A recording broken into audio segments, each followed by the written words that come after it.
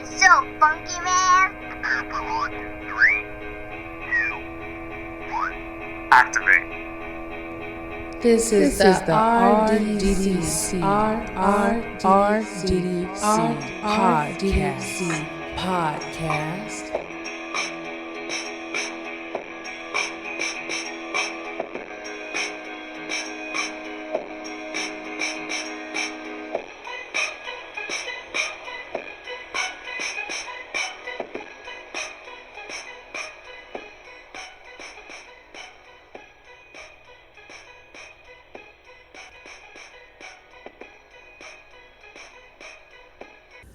Welcome to the Real Double Dose channel. This is your host Lex coming to you straight from the heart, where the talk is real and the vibe is always live. I hope you're feeling magnificently spectacular, awesome, greatness, and all of the above, because that's what you all are. For any questions, show requests, or feedback, you can reach us at the Real Double Dose channel.blogspot.com for the food for the dogs and the spirit segments.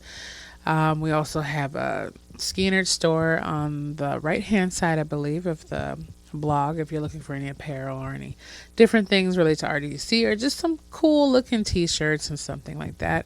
We also have just many things you can do, recipes, motivational videos, quotes. We also have the segments from Lex, and putting that into a book form as well. That will be available on Amazon and Kindle for a free download for a limited time. Also, we will try to put a link in there depending on what Anthony wants to go, how he wants to go about the book, in discussion about that. So that was the Real Double Dose channel.blogspot.com, and also Real Double Dose channel at yandex.com. That's Real Double Dose channel at yandex.com. That's for any email customer support, any, like I said, feedback, show requests, anything you want to talk about. We have a question that's going to be brought up. Last time we had another lady that had her question answered. She was very delighted about that. So I'm glad to have you here. This is a beautiful Sunday and a beautiful 2017. I can't believe we're already one day over 2 weeks into 2017. But, it's a great time for momentum. It's a great time to be just thankful that the Creator and the Spirit of all things has given us, the Great Spirit has given us another day, another second to keep breathing. And, it's wonderful. So the question of the topic today is, who is beating you? Okay, you're probably wondering, okay, Lex, what do you mean, who's beating me? I haven't had a black eye, or who knows? Okay, but the question is, who's beating you? And that was, I think that was from Daryl S. I almost said the last name, but Daryl S. And I'm not going to disclose too much more information, but he's calling from the Tennessee area, and he wanted to have that question, who's beating you, is the name I put on it. We decided to collaborate for it, because what it is his question was, let me just get this here. The question is, Dear Lex and RDDC team, how can I know who to elevate in the circles I choose to be around, and who do I know is from the Spirit when people come off false or people come off with hope? So that's a great question, Daryl. What I'm going to say to you on that is, you can't judge a book from just one look. I mean, that makes sense in all aspects, because even though it might look rough on the outside, it has the greatest stories and the greatest pages on the inside. And even though it looks beautiful, gorgeous cover on the outside, it could have the most dilapidated, horrible writing, anything on the inside. So it goes to show you, a lot of people will try to come, and now my sign is the wolf spirit, so I don't like to say a sheep in wolf's clothing, or a wolf in sheep's clothing, you know what I'm saying? Because the wolves aren't bad, but in the analogy of what we're using, you have to be careful when you are with anybody, for that matter, because it's the same thing. I mean, we can get to this answer very quickly, and what my summarization is for it, what I've been telling Anthony and other people in the RDDC team, don't judge a tree by the fruit it says it wants to bear or it desires to bear. Judge a tree by the fruit that it bears. There you go. Yeah, everybody looking at me crazy right now. I'm just yeah, it was a simple thing, but it's plain and simple like that. And I'm taking this into account myself. I keep hanging around people that I think, want me to come down to the level, which they probably do. But I don't know. My frequency and my energy level doesn't line up with them. Their simple way of thinking is not highly elevated the way I know how to think in my own high elevation status of where I feel that I am. So it's not like I'm trying to compare them like, oh, we don't want to compare, oh, they're not good enough for me, or they don't have this, they don't have that. That's not the way you're supposed to do that, because, judge not according to appearances. And the same measures you judge someone, your measures will be judged also. So I keep those always into account of things. It's just when people are talking, okay, this is my example, so don't take offense to it, anybody that's listening. When people are talking about, I get into the conversation amendment. Oh, yeah, my boyfriend did this for me last week, or I made meatloaf, next Sunday, I'm tired of it, want spaghetti. It's the same repetitive conversation. There's nobody talking about evolving. They see themselves in the same place, in the same careers, in the same mindset for the next 30, 40, 50 years, if they even see tomorrow. That's where I can't hang around at. Now, some people are okay. If they're completely satisfied where they are, and they feel like they've grown enough to where they want to be, and they're content with it, all the more merrier, and salute to them.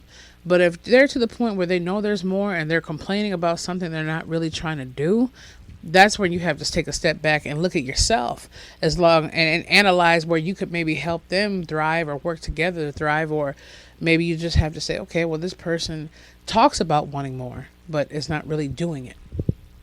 Once again, don't judge a tree, okay, by the fruit that it says it wants to bear and desires to bear. Judge a tree by the fruit that it bears. So if a person says, I want to go into real estate, I really want to get homes and houses, yeah, that could really be something they want to do.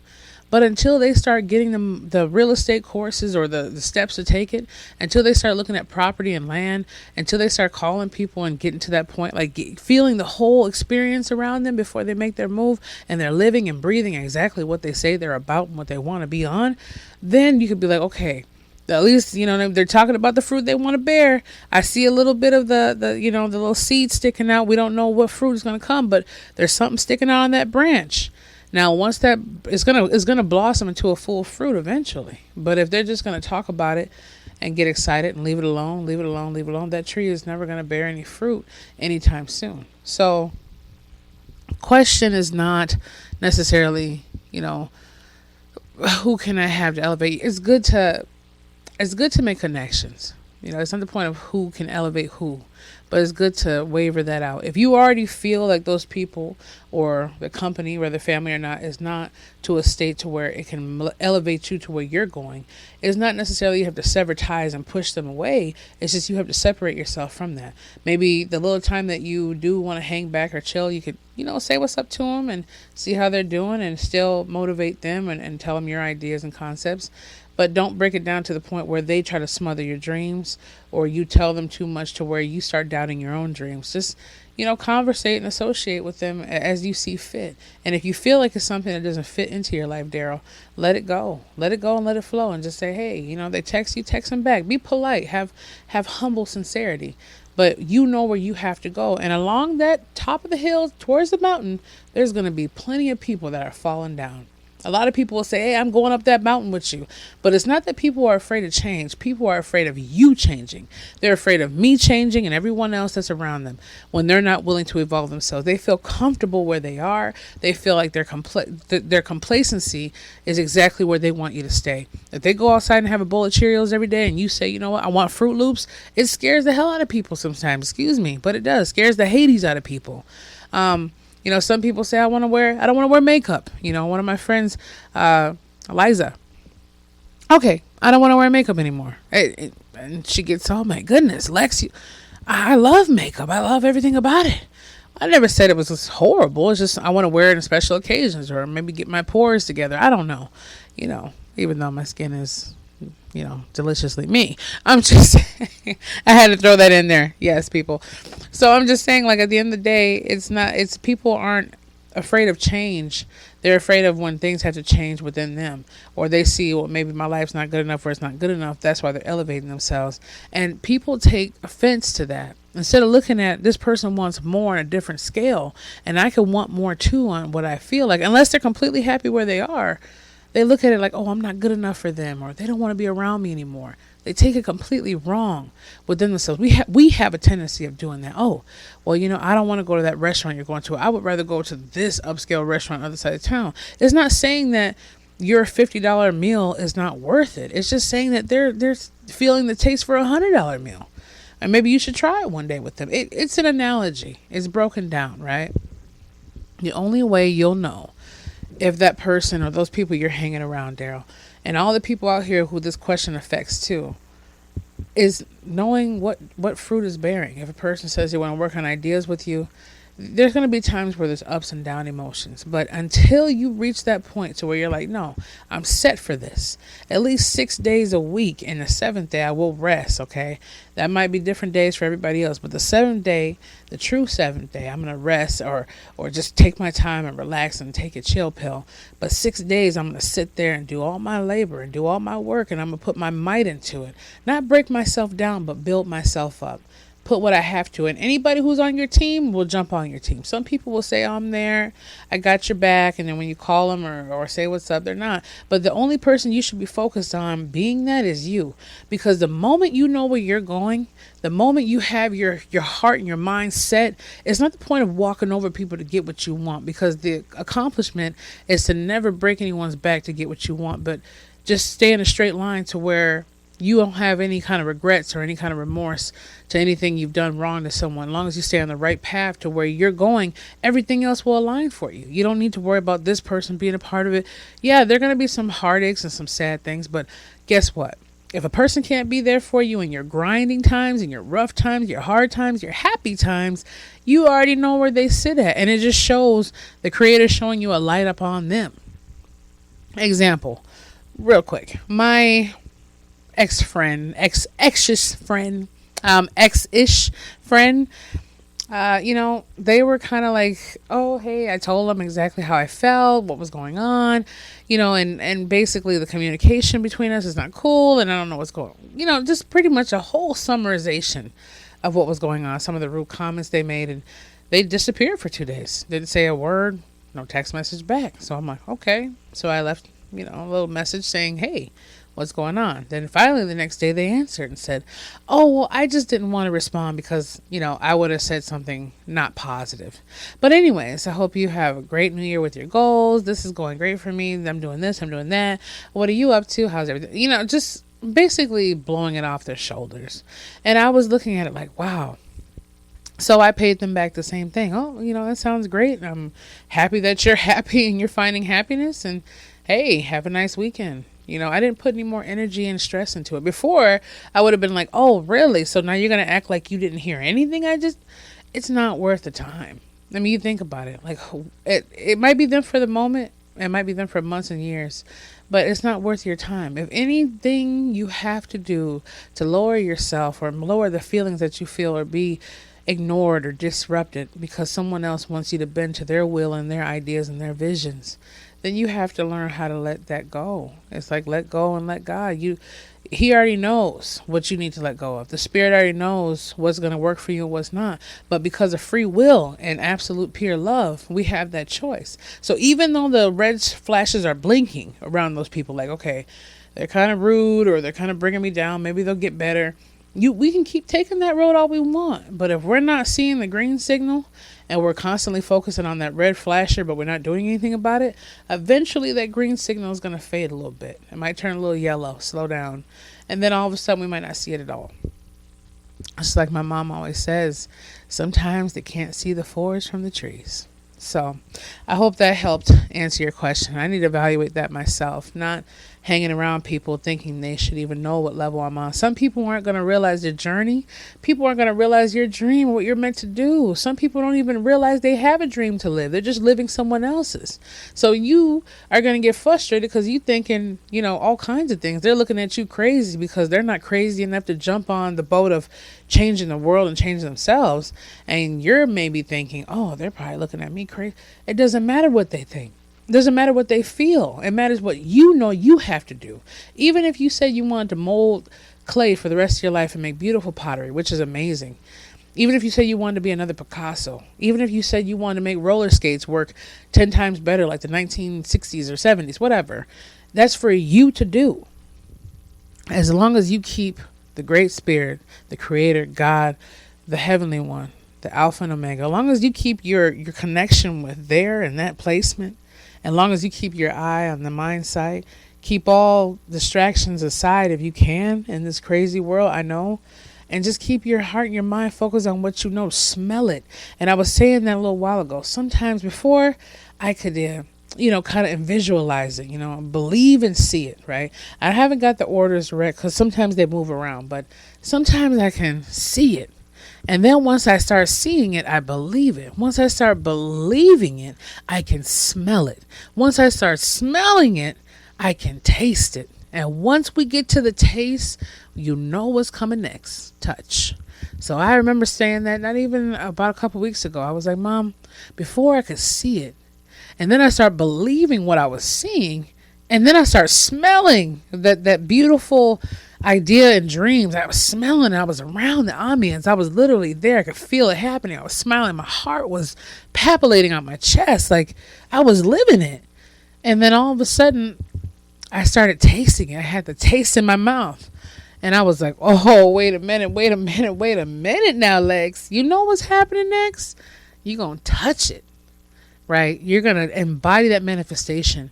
And the faith, you have hope too, but faith, okay, of those things unseen and yet hope for, because you know this coming to fruition. There's no reason why it can't. It exists in the non-physical a lot easier than the physical, because the physical is more difficult. And living in this flesh every day, it should be no question in your mind of how difficult the physical is. So if you have your mind and your heart set on things, those people will fall off and flake off as they need be. You don't even have to put any work into it. The moment you start climbing up that mountain, you're going to see everybody just falling like sprinkles. Some people are going to actually stay on, but you're going to see it. So when you see it take place, don't panic. Don't get upset. Don't get sad. Just let it be. There's nothing you can change about it, because if they were really there for you in the first place, that you wouldn't have to worry about them falling to the side anyway. So it's just basically God saying, hey, I got a plan for you. You can take this route that I'm giving you, and you're going to lose a lot of people on the way, but I'm going to bring you to where you want to go. Or you could take the route you choose, and you can have more difficult, frustrating times. You can keep on, but you might be setting yourself back 10 years. What if you only had 18 years to live? You're only giving yourself 10 years of still BSing around, and you only have 8 left. It's an analogy, but look at it from every side of the scope you can. Thank you, Daryl, for your question. I appreciate it. We appreciate it.